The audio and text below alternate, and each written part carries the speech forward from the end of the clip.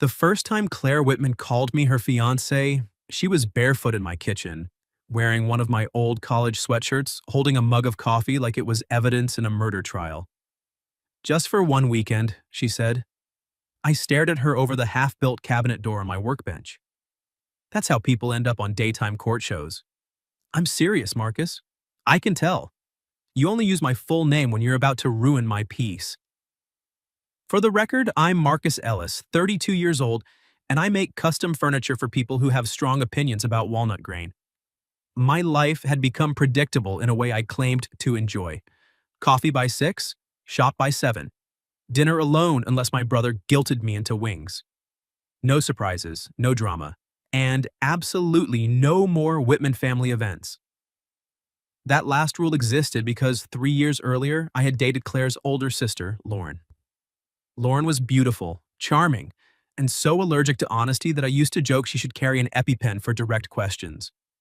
We lasted 11 months. The breakup was polite on the surface and humiliating underneath. She told everyone we wanted different things, which was a graceful way of saying she wanted a man with a bigger bank account and a smaller backbone. The only good thing I kept from that relationship was Claire. Not kept exactly, that sounds suspicious. Claire had been around during those months in the way younger sisters orbit family chaos. She was sharp, dry, a little guarded, and always reading the room like she didn't trust it not to collapse. After Lauren and I ended, Claire and I somehow became friends. Real friends. The kind who texted at midnight about broken garbage disposals, bad dates, and whether buying an air fryer counted as emotional growth. She was 30, a graphic designer, and the only woman I knew who could insult your taste in throw pillows and still make you feel seen. So when she showed up at my house on a Thursday morning with mascara under one eye and panic tucked behind her smile, I didn't ask why she had a garment bag in her car. I should have. My cousin's wedding is this weekend, she said. I remember. You threatened to fake the flu. I tried. Mom said she'd come over with soup and a thermometer. Rookie mistake. You should have said rash. Claire gave me a look. My ex is going to be there. That took the humor out of my hands. Evan? I asked. She nodded once. I had only met Evan Shaw twice. Both times he had smiled like a man posing for a yacht brochure and talked to Claire like she was an assistant who had misplaced his calendar. They had been engaged for 6 months before he left her for someone from his firm, then somehow convinced half her family that Claire was too intense. Too intense, in my experience, meant she noticed things men didn't want noticed. RSVP'd with his new girlfriend, Claire said, and Mom has been acting like this is my chance to show everyone I'm fine. Are you? She lifted her mug. I'm drinking coffee in a man's kitchen at 7:30 in the morning, asking him to commit light fraud. What do you think? I should have said no. A smart man would have said, Claire, I care about you, but pretending to be your fiancé at a family wedding, where my ex-girlfriend will also be present, sounds like the kind of emotional obstacle course insurance doesn't cover. Instead, I noticed the way the sleeve of my sweatshirt covered half her hand. I noticed she had curled her toes against the cold floor because she always forgot my kitchen ran chilly. I noticed she looked embarrassed and somehow brave, and entirely too lovely for a woman asking me to walk into a social fire wearing a gasoline tie. Why fiancé? I asked. Her eyes flicked down. That was when I knew. Claire. My mom may have misunderstood a few things. Misunderstood? I said I was seeing someone? You're not. I know that. And she converted that into engaged? Claire winced. There may have been a ring emoji. I set the cabinet door down. She rushed on. It was one text months ago after Evan got engaged to Miss Corporate Pilates. Mom kept pushing me to bring someone to family dinner, and I panicked. I said I was seeing someone serious. She asked how serious. I sent a ring emoji as sarcasm. Vivian Whitman does not understand sarcasm. I'm aware of that. Now. I rubbed a hand over my face. And why me? She opened her mouth, then closed it. That was the first moment that morning when the air changed. Claire was good at jokes, great at deflection. If emotions were a locked door, she usually stood outside it, making fun of the wallpaper. But then she looked at me like she had decided to stop pretending. Because you're kind, she said quietly. But not soft. Because you know my family and won't be shocked when Aunt Marcy says something illegal after 2 Chardonnays. Because Evan always acted like I was difficult, and you never made me feel like I had to shrink myself to be tolerable. I didn't have an immediate comeback for that. She seemed to realize what she'd said and cleared her throat. Also, you own a suit. One suit? One very responsible suit. It still has your sister's Christmas party trauma in the seams. Claire's mouth twitched. Then it'll blend in. I wanted to say yes too quickly, which was exactly why I hesitated.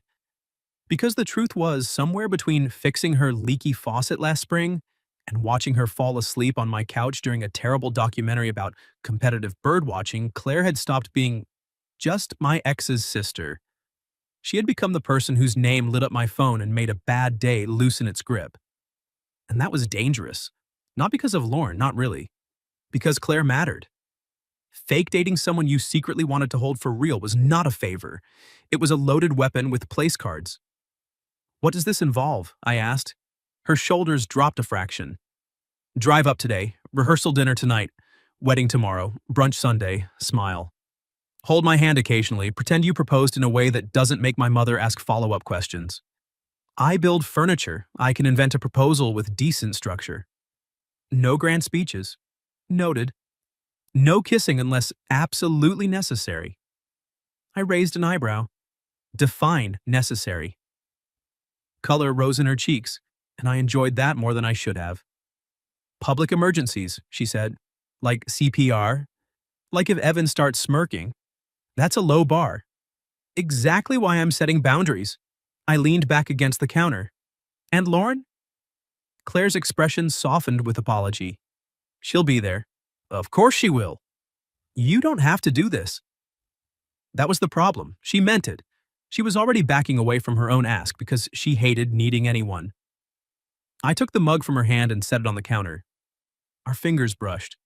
It was barely anything, the kind of contact adults pretend not to notice. But Claire went still. And so did I. For half a second, the kitchen felt smaller. You're not asking me to jump into traffic, I said. You're asking me to attend a wedding and lie to wealthy relatives with suspiciously white teeth. You hate weddings. I hate line dancing. You hate small talk. I'll survive. You hate my sister. I dislike her with discipline. Claire laughed, and there it was. The sound that always got under my ribs before I could defend myself. I should have stepped back. Instead, I said, I'll do it. Her smile disappeared first, like she didn't trust good news. Marcus. One weekend, I said. Fake fiancé, responsible suit. No kissing unless there's a smirk-related emergency. She looked at me for a long moment. Then she reached forward and adjusted the collar of my t-shirt, even though there was nothing wrong with it. It was an intimate little gesture. Too familiar to be casual, too gentle to be a joke. Thank you, she said. You're welcome. And for what it's worth, her fingers lingered near my shoulder. If I had to invent a fiancé, I could do worse. I smiled. Put that in the vows. We left 2 hours later in my truck. Her garment bag hooked behind the seat, my responsible suit lying flat across the back like it was being transported to trial. The drive to the coastal hotel took 3 hours, most of it filled with her, briefing me on family politics. Uncle Rob thinks he's a wine expert, she said. He is not. Noted. My grandmother will ask about children. We'll say we're focusing on our careers. She'll hate that. We'll say we're practicing. Claire choked on her iced tea. Do not say that to my grandmother. You said we needed to be convincing. She tried to glare, but she was smiling out the window, and the late afternoon sun caught the gold in her hair. I had to force my eyes back to the road. By the time we pulled under the white portico of the Seabrook Inn, I had almost convinced myself this could be simple. Then Vivian Whitman appeared in the lobby like a silk-wrapped weather event. Claire, she cried. She swept her daughter into a hug, then turned to me with eyes already shining. Marcus Ellis, she said. I always knew we'd see you again. That sentence had too many possible meanings, none of them safe. Claire slipped her hand into mine. It was supposed to be pretend. It did not feel pretend. Vivian looked down at our joined hands, then pressed both palms to her chest. Oh, you two. I'm just so happy. Claire squeezed my fingers once, a silent apology. I squeezed back, a silent, I've got you. Vivian handed us a cream-colored key envelope. Now, I hope you don't mind, but the hotel was nearly full with the wedding block, so I made sure you had one of the nicer rooms. Claire froze. I felt it before I understood it. Mom, she said carefully. What room? The garden suite, Vivian said. It's perfect for an engaged couple, romantic but tasteful. I opened the envelope. One keycard, one room number. Claire leaned close enough that her shoulder pressed against my arm, close enough for me to smell her shampoo and nerves. Mom, she whispered, please tell me there are 2 beds? Vivian smiled like we had said something adorable. Oh, sweetheart, she said. Of course not. Claire did not scream. I respected that about her. She simply smiled at her mother with the serene expression of a woman mentally setting fire to a hotel.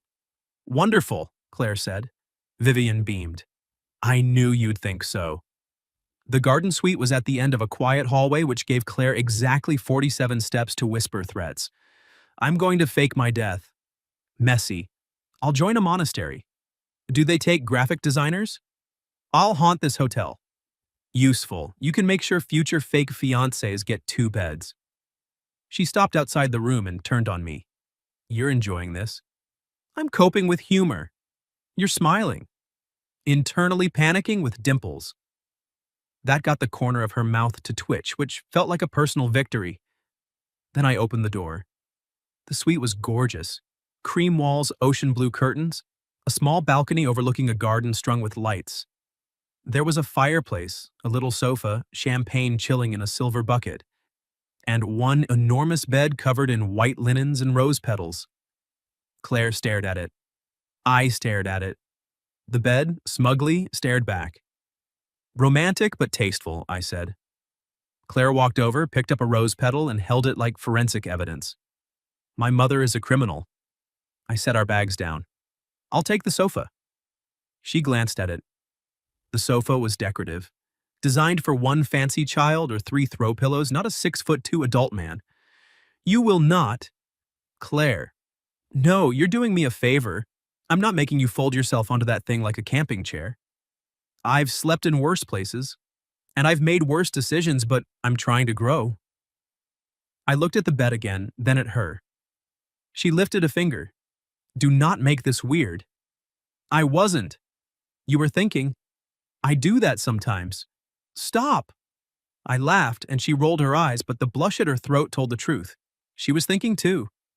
We negotiated like diplomats. Pillows down the middle, separate blankets, bathroom schedule, no accidental cuddling unless caused by an act of God or poor mattress engineering. By the time we changed for the rehearsal dinner, I had repeated the word fake in my head so often it no longer sounded like English. Then Claire stepped out of the bathroom.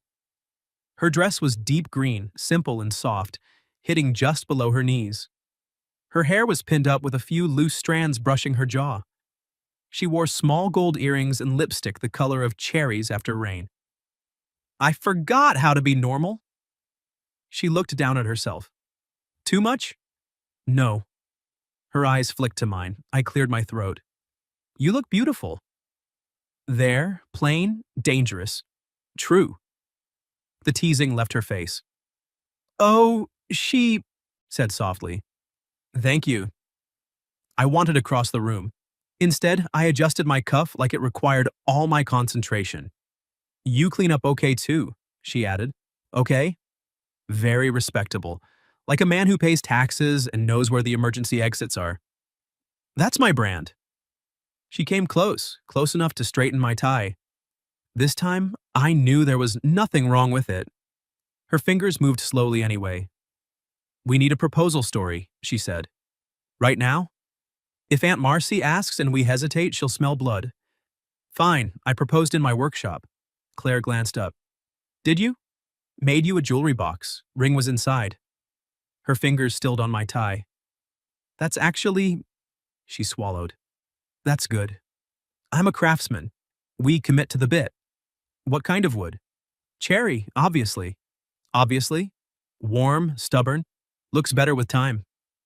Her gaze held mine and the room went quiet around us. That better not be a metaphor for me, she murmured. It can be if you like it. And if I don't, I'll claim artistic intent. She smiled, but it was softer than before. Her hand rested flat against my chest for 1 second too long, and my heartbeat had the audacity to announce itself beneath her palm. Claire felt it. I knew she did. Then she stepped back. We should go before I lose my nerve. I offered my arm. Fiancé. She slid her hand into the crook of my elbow. Temporary fiancé. We'll workshop the title. The rehearsal dinner took place in a private room overlooking the water. It was all candlelight, clinking glasses, and relatives pretending not to stare at us. Lauren saw me first. She wore silver in surprise. Her smile sharpened when her eyes moved from my face to Claire's hand tucked possessively around my arm. Marcus, she said. Wow, this is unexpected. Lauren. Claire leaned into me, not dramatically, just enough. Isn't it? She said. Life's funny. Lauren's gaze narrowed for half a second, then she kissed the air near Claire's cheek. I had no idea you two were together. We kept it private, Claire said. I covered her hand with mine. Best things usually are. Claire's fingers tightened. Lauren looked at that. I shouldn't have enjoyed it, but I did. Not because of Lauren. Because Claire's hand fit under mine like it had been waiting there. Then Evan appeared with his girlfriend, a sleek brunette named Sloane, who seemed perfectly nice and completely unaware she was standing beside a man made of polished red flags. Claire, Evan said, smiling. Congratulations, engagement, big step. His gaze slid to me, assessing, dismissing. I felt Claire tense. Before I could do anything heroic and stupid, she lifted her chin. It is. But Marcus is very brave. Or reckless, I said. She looked up at me, eyes bright. Both, probably. Evan gave a short laugh. Well, you always did like complicated projects. I waited for Claire to shrink. She didn't. She turned into me, brushed lint from my lapel that wasn't there, and said, Actually, this one feels easy. That did something to me. Not fake, not careful. Something low and warm, right behind my ribs. Dinner put us between her grandmother and Uncle Rob, who explained wine by saying things like oaky thunder. Claire kept pressing her knee against mine under the table every time he invented a new phrase. By dessert, the fake engagement had become a performance we were almost enjoying. So how did he ask? Aunt Marcy demanded, leaning forward. Claire looked at me. I looked back. For once, we didn't panic. He made me something, she said. A ring box, I added. In his workshop, she continued. I thought he was showing me a cabinet. Technically, I was. Claire smiled into her wine glass. He handed me this little cherrywood box, and inside was the ring.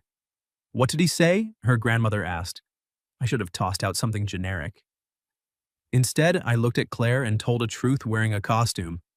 I said I love the way she sees things other people miss, I said. That she makes every room sharper and brighter. And that if she'd have me, I'd spend my life trying to be someone she could trust with the soft parts. The table went quiet. Claire stopped breathing, so did I. Her eyes shone, startled and open in a way I had never seen. For one terrifying second, I thought I had gone too far. Then she reached for my hand on the table and laced our fingers together. He also cried, she said, voice slightly uneven. I coughed. I did not. A little. One dignified tear. A river. Everyone laughed, and the moment folded back into safety, but Claire didn't let go of my hand. Not through coffee, not when Vivian dabbed at her eyes, not even when Evan watched us from across the table with a frown he couldn't quite hide. Later, outside on the terrace, the air smelled like salt and jasmine. Music drifted through the open doors. Claire stood beside me at the railing, our shoulders nearly touching. You improvised, she said. I did. That was dangerous. I know. She looked at me. How much of it? I could have lied. The whole weekend depended on lies after all. But the candlelight had softened her face and the ocean was making that steady hush against the dark. And I was tired of pretending to myself, even if we were pretending to everyone else. More than I planned, I said. Claire's lips parted. Before she could answer, music swelled from inside, something slow and old-fashioned. I held out my hand. Dance with me? There's no one out here. I know. Her eyes searched mine. Then she placed her hand in mine. We danced badly, barely moving on the empty terrace. One of my hands settled at her waist. Hers rested on my shoulder. The space between us narrowed until I could feel the warmth of her through the thin fabric of her dress. This is not necessary for the act, she whispered. No. Then why? I looked down at her, at the guarded woman who had asked me for a favor and somehow handed me my own heart like a dare. Because I wanted to. Her breath caught. For one suspended second, I thought she might step away. Instead, Claire moved closer, her forehead nearly brushing my jaw. Good, she said. I wanted you to want to. I closed my eyes for half a beat because that was a sentence a man could build foolish hopes on. Then her phone buzzed. She ignored it. It buzzed again. With a reluctant sigh, she pulled back and checked the screen. Her expression changed. What is it? I asked. She turned the phone toward me. A text from Vivian. Don't stay out too late, lovebirds. Hair and makeup starts early. Also, Lauren wants to have breakfast with you both tomorrow. Isn't that nice? Claire groaned. I'd rather eat glass. I took her hand again before the night could harden around us. Tomorrow can be complicated, I said. Tonight, we're still dancing. She looked at our joined hands, then back at me, and smiled. Then don't step on my feet, temporary fiancé. The pillow wall lasted 11 minutes, not because either of us did anything scandalous, because Claire took one look at the neat barrier I'd built down the center of the bed and said, That is the saddest fort I've ever seen. It's a boundary structure. It's 2 pillows and fear. High-quality fear. She stood at the foot of the bed in soft shorts and an oversized t-shirt, hair loose around her shoulders, face scrubbed clean. Somehow she looked more dangerous than she had in the green dress. I kept my eyes on the decorative lamp. The lamp had never asked me to fake marry it. Claire climbed under her blanket on the left side. I took the right, lying on my back with the rigid dignity of a corpse at a viewing. After a minute, she whispered, Marcus. Yes. Are you breathing like that on purpose? Like what? Like you're defusing a bomb. I'm trying to be respectful. A pause, then softer. I know. Those 2 words undid me more than flirting would have. The room was dark except for a strip of moonlight across the foot of the bed. Beyond the balcony doors, the garden lights glowed faintly. I could hear Claire shift, then stop. Can I ask you something? She said. Always. Did it bother you, seeing Lauren? I stared at the ceiling. Less than I expected. That's not a no. It bothered me that she looked at you like you'd taken something from her. Claire gave a small, humorless laugh. Lauren believes people are available for taking. I turned my head.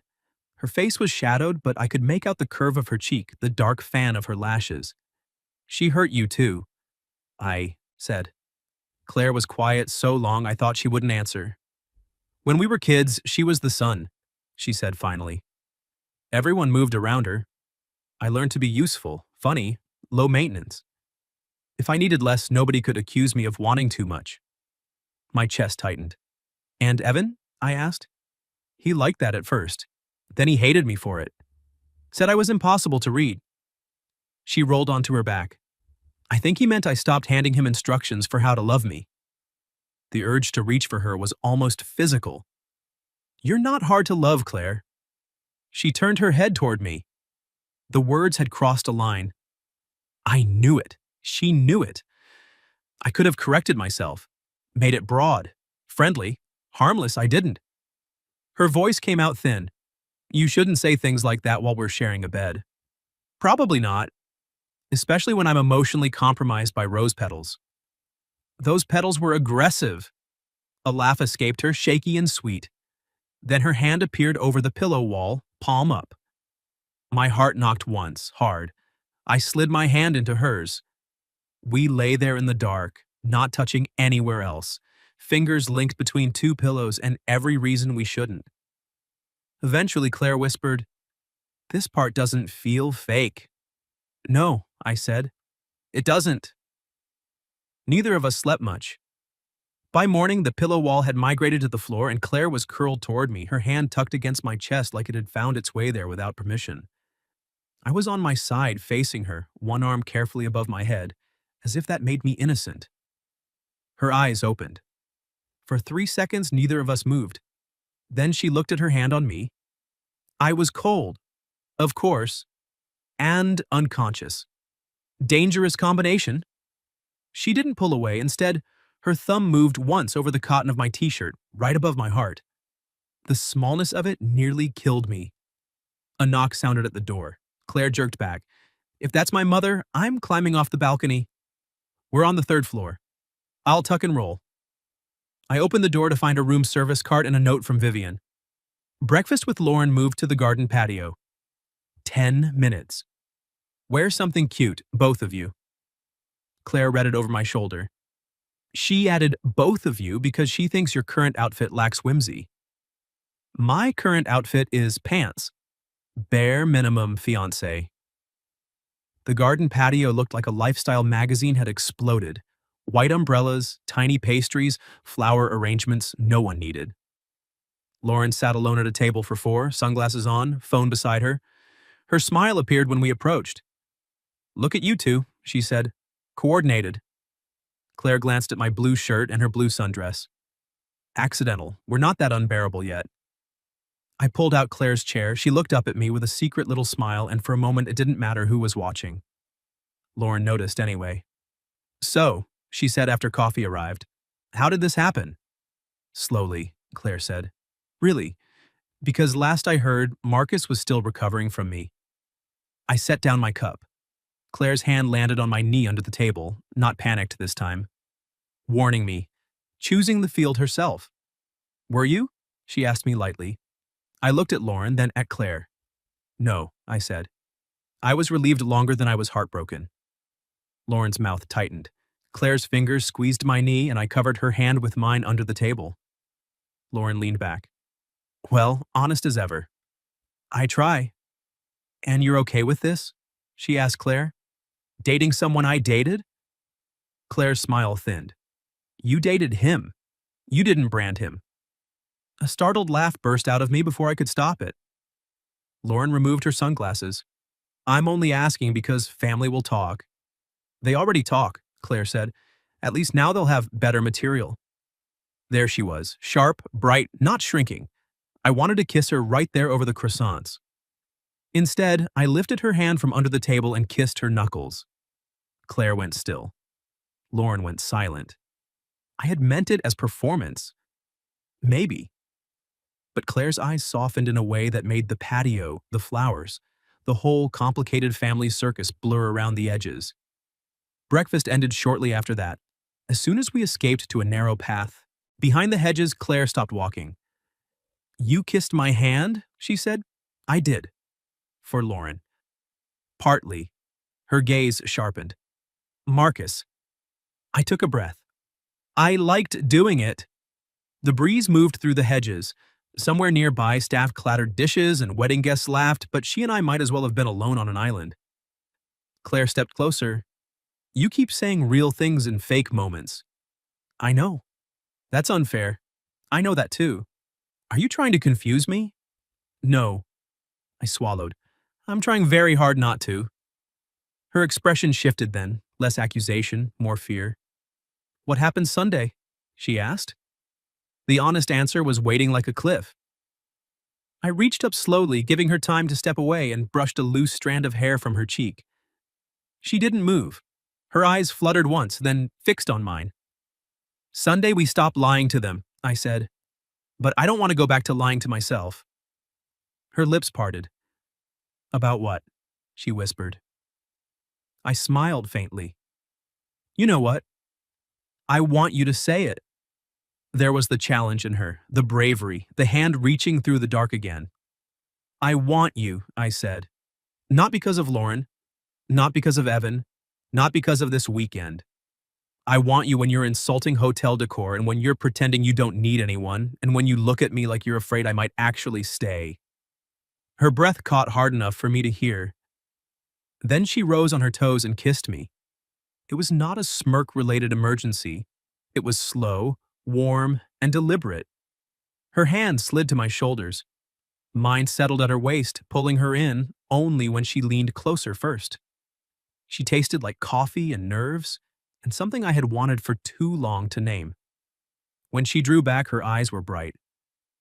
"I wanted to do that last night," she said, "during Uncle Rob's Okie Thunder speech. Especially then." I laughed against her forehead, and she tucked herself into me for one stolen second. Then her phone buzzed. She groaned. "If my mother has scheduled a fertility consultation, I'm leaving the country." But the message wasn't from Vivian. Claire read it, and her face drained. "What?" I asked. She turned the screen toward me. "Evan, we should talk before the ceremony. Privately, you owe me that much." I felt anger rise, fast and useless. Claire looked up before I could say anything. "Don't do the protective jaw thing." "I don't have a protective jaw thing." "You absolutely do." She slipped her hand into mine. "And I don't owe him anything." "Damn right." "But I might talk to him anyway," she said. "Not because he deserves it. Because I want to be done flinching." I studied her face.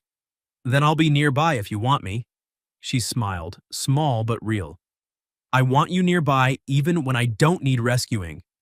That was better than trust. That was a choice. I kissed her once more, soft and brief, because she had asked me to say things out loud, and I was learning. "Then nearby is where I'll be," I said. Claire met Evan beside the hotel's side garden where the hedges were tall enough to pretend privacy existed. I waited near the fountain, close enough to be useful, far enough not to insult her courage. She had changed into her bridesmaid dress for the ceremony, pale blue silk that made her look like some expensive dream I had no business touching. Her hair was swept back, her shoulders bare, her posture straight. Evan, in a navy suit and practiced regret, looked like he had rehearsed in a mirror. I couldn't hear every word. I heard enough. "I just think this is sudden," he said. Claire folded her arms. "You texted me privately before my cousin's wedding to comment on my timeline? I'm worried about you." "No, you're curious about whether I'm still available to be affected by you." My mouth twitched despite myself. Evan glanced toward me. "With him?" "Come on, Claire." She looked over too. Our eyes met. I didn't move. Didn't rescue. Didn't perform. I just stood there and let her see me seeing her. When she turned back to Evan, her voice was calm. "Yes, with him." "You expect me to believe you're in love with your sister's ex?" Claire's chin lifted. "I don't expect you to believe anything. That's the nice thing about not belonging to you anymore." Evan's face changed. Not dramatically. Just enough to show the polished finish cracking. "You used to be less cold," he said. "No," she replied. "I used to be more hopeful you'd become kind." That one landed. Evan said something too low for me to catch. Claire listened, then shook her head once. "I don't wish you badly," she said. "But I don't miss you, and I'm not confused because you're uncomfortable." Then she walked away. Not fast, not shaking. Toward me. I swear I had never seen anything sexier than that woman choosing her own exit. When she reached me, I offered my hand. She took it. "Nearby enough?" I asked. "Perfectly." "You were terrifying." I was concise. Devastating combination. Her mouth curved, but her hand trembled in mine. I drew her behind the bend of the walkway, hidden from the main lawn by a wall of climbing roses. Only then did she exhale. "I thought I'd feel triumphant," she admitted. "Mostly I feel like I need a nap and possibly a pastry. I can provide one of those immediately and the other after the ceremony. A true provider." I brushed my thumb over her knuckles. "I'm proud of you." Her eyes flicked up, vulnerable now that the fight was over. "That matters more than I want it to." "Good." "Good? I like mattering to you." She stepped closer, the blue silk of her dress brushing my suit. "You do." The words were simple. No audience, no fake engagement requirement. My hand rose to her waist. "Claire." "I know," she whispered. "Wedding, makeup, timing." Also, if I kiss you right now, I may ruin whatever professional magic they did to your lipstick. Her gaze dropped to my mouth. Risk assessment? Severe. Worth it? Catastrophically. She smiled and I kissed her anyway. Soft at first because she had just faced a ghost in one. Then not so soft because she made a small sound against my mouth and caught my lapels like she had no intention of letting me be noble. When we broke apart, her lipstick was fine. I was not. She touched my tie, breathless. You look smug. I'm relieved. There's overlap. Come on, temporary fiancé. We have a wedding to survive. The ceremony was held on the lawn facing the ocean. White chairs, pink flowers, a string quartet doing its best against the wind. Claire walked down the aisle before the bride, bouquet in hand, eyes forward. Except once. Once she found me in the second row. And smiled. Not the performance smile. Not the family management smile. Mine.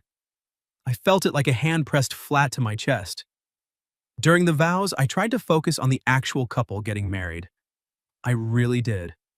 But the groom promised to choose the bride on ordinary days, not just easy ones, and all I could think was, yes, that, her. Claire caught me watching her afterward during cocktail hour. You're staring, she said. I'm admiring. At least upgrade the vocabulary. You look beautiful.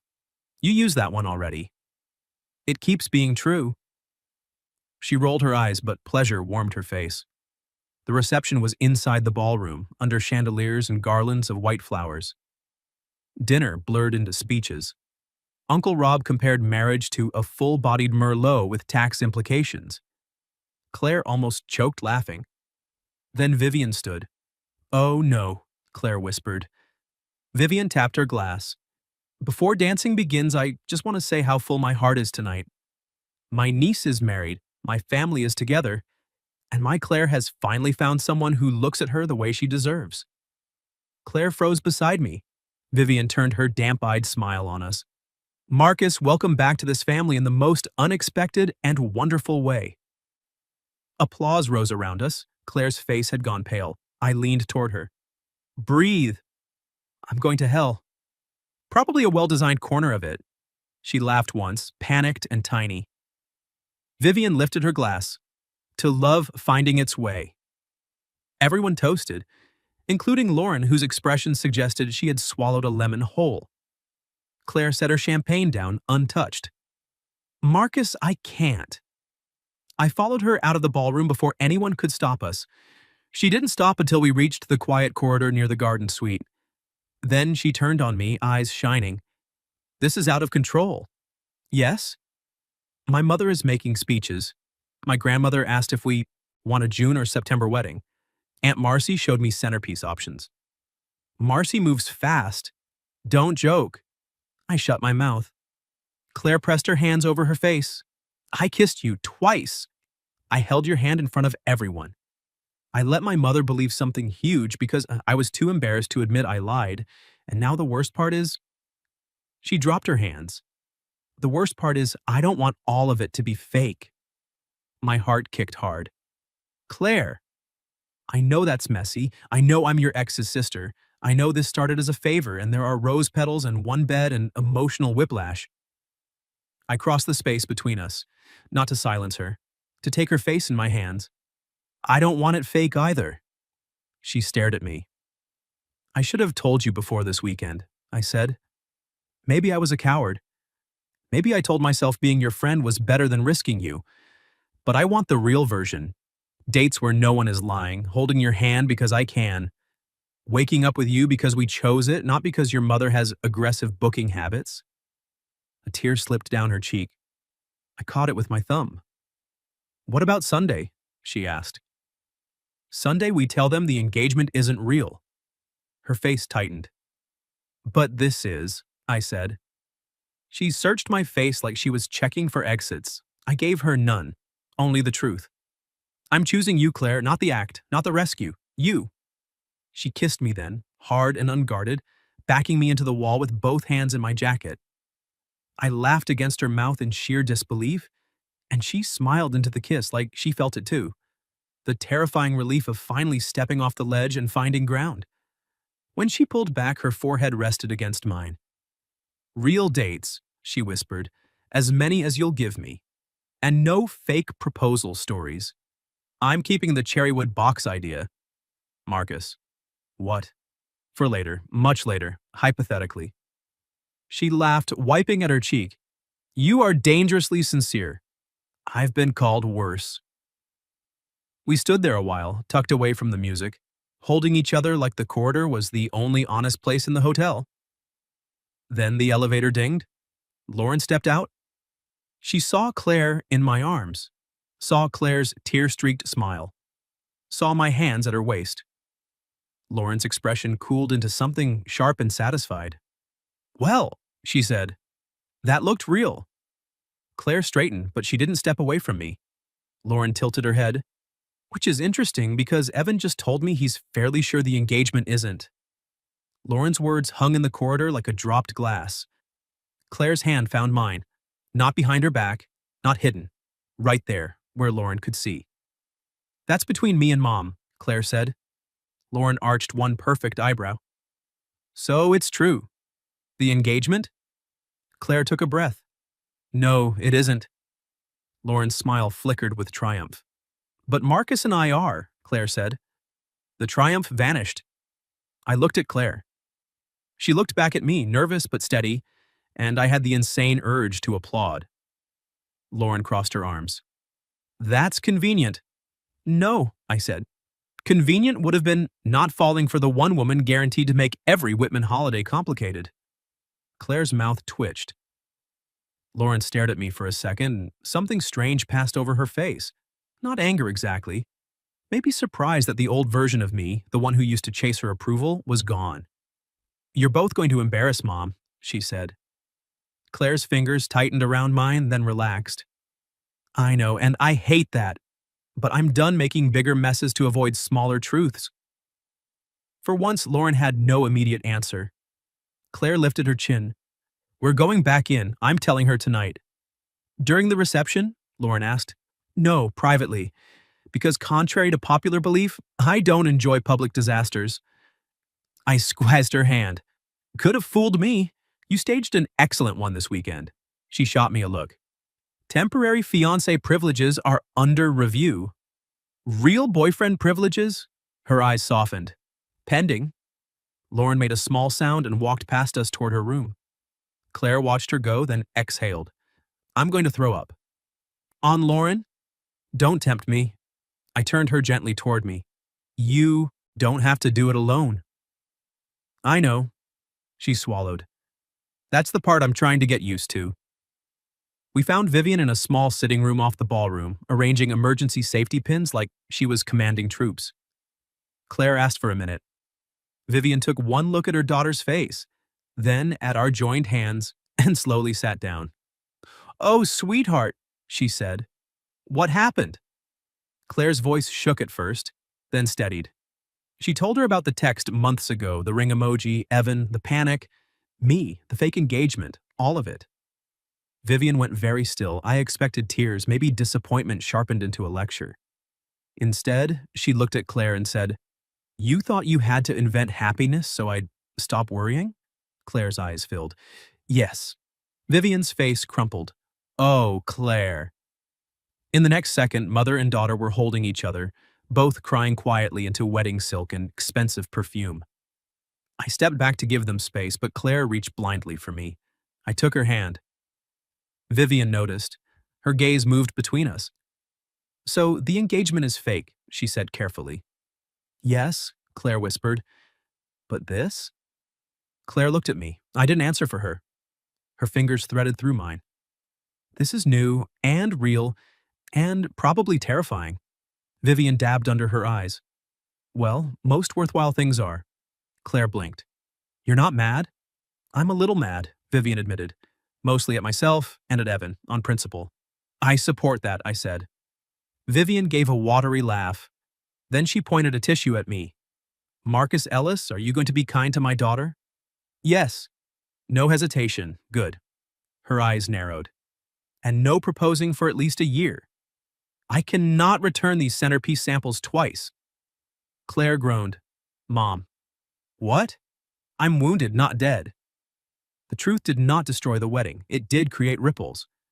Aunt Marcy looked scandalized for exactly 6 minutes before switching to excitement over a fresh romance. Claire's grandmother patted my cheek and said, Engaged or not, you have honest eyes and strong shoulders. That'll do.